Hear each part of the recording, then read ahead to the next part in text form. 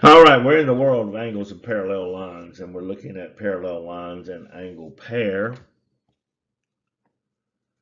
And we're going to be talking about things such as corresponding angle postulate. And a little bit later on, we'll be looking at alternate interior angle theorem and the consecutive interior angle theorem and the alternate exterior angle theorem and all of that kind of good stuff. And in addition to other things that we've learned, complementary theorem, supplementary theorem, vertical angle theorem, things such as that, as we are considering how the angles are formed between parallel lines and being cut by a transversal.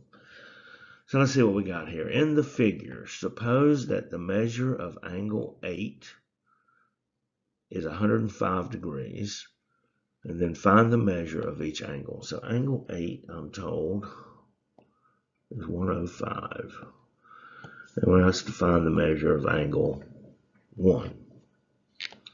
Well, when I look at angle 1, both it and angle 8 are on the left side of this transversal. And angle 1 is on top of, if you will, the top left of line N, where angle 8 is on the top left of line P as the transversal passes through it. And that would mean that they are corresponding angles. And according to the corresponding angles postulate, they're going to be congruent to each other. So therefore, the measures are going to be equal. So the measure of angle 1 is going to be 105. All right. That's cool enough. And that's due to the corresponding angle postulate. Don't you just like to say the word postulate? Postulate. All right. So much for that. How about, let's see, angle 2. Well,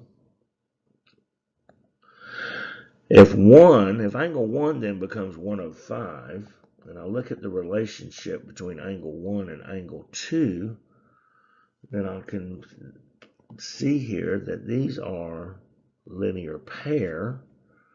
And if they are linear pair, they are supplementary to each other. It means they're going to equal 180 degrees. And so angle 2 is going to be 180 degrees minus angle 1, which was 105. And so angle 2 then is going to be 75 degrees. And that's due to the supplement theorem.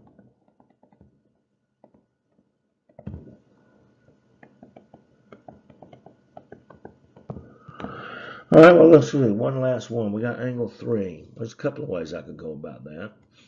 I could use a linear pair because 2 and 3 are also linear pair when you look at it. But let's do another theorem just for fun. All right. If I look at angle 1 and 3, they are across from each other. I could say that those are vertical angles. And if those are vertical angles, then they are congruent to each other. And so angle 3 then is also going to be 105 degrees because they are vertical angles. All right, there we go. We've used the corresponding angle postulate for angle 8 down here in the bottom part of our diagram, and then we used it to find 3 of the 4 angles up at the top. We could find the 4th easy enough right now. It's going to be a vertical angle to angle 2, so it would also be 75. But hey, we weren't asked that at the moment. Who knows? They may ask us later. Have fun.